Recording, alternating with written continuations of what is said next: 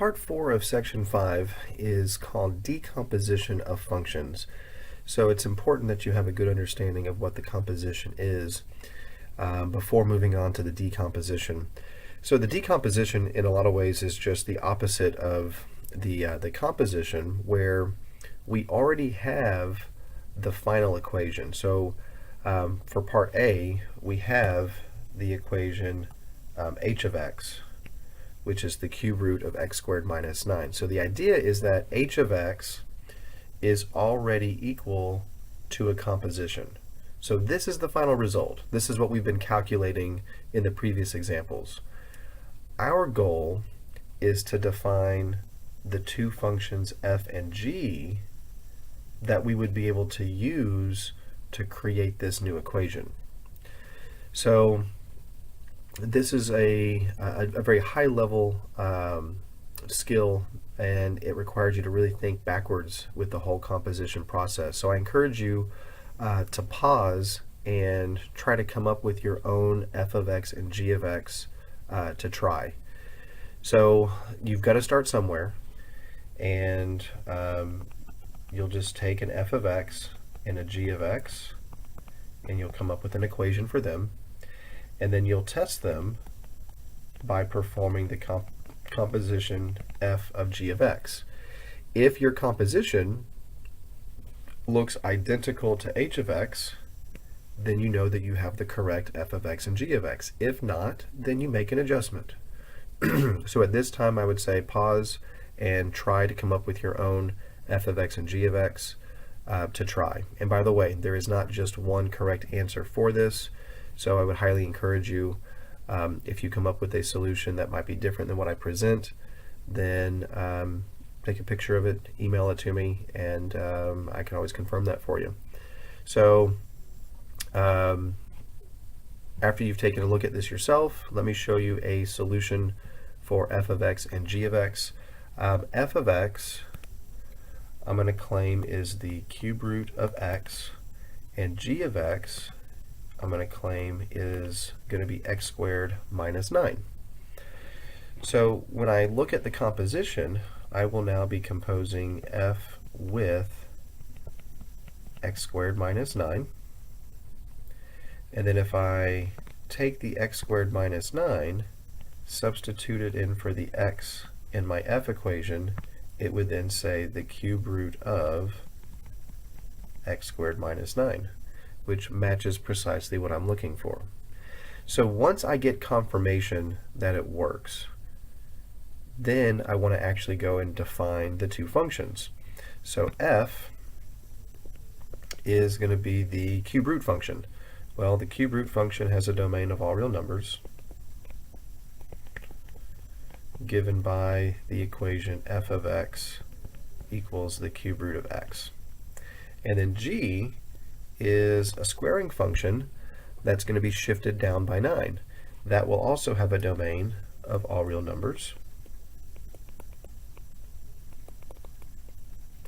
given by the equation g of x equals x squared minus 9. And that would be one example of a pair of f and g that you could compose to get the cube root of x squared minus 9.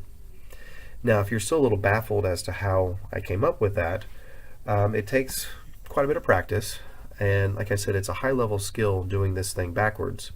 But what you'll notice is I chose g of x to be x squared minus 9 because there is an implied parenthesis around x squared minus 9 underneath that cube root.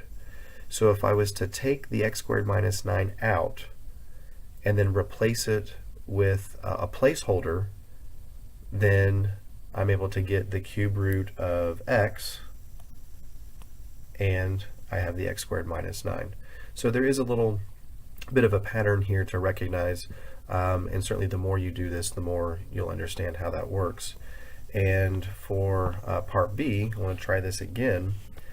So we're going to need to select an f of x, and we need to select a g of x, and then once we make that selection, we will test it out and perform the composition and see if we end up with 1 divided by 2x minus 3. So this time, if you'll pause and come up with your own f and g, f of x and g of x, and test them out.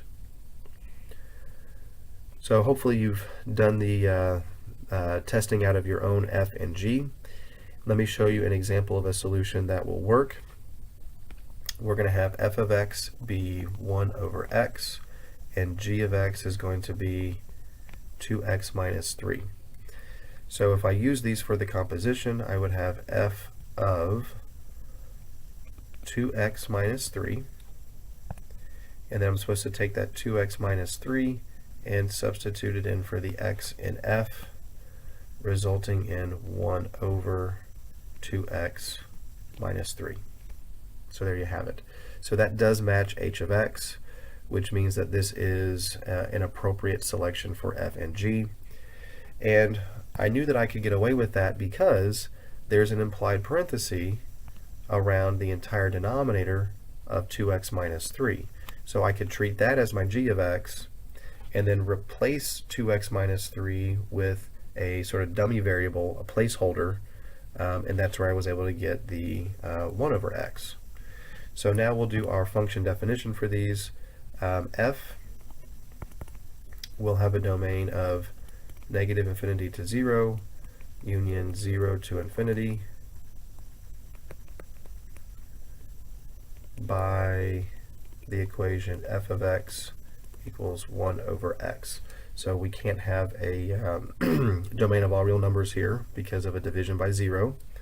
And then g will have a domain of all real numbers because its equation is just g of x equals 2x minus 3. So there's no issues with any restrictions there.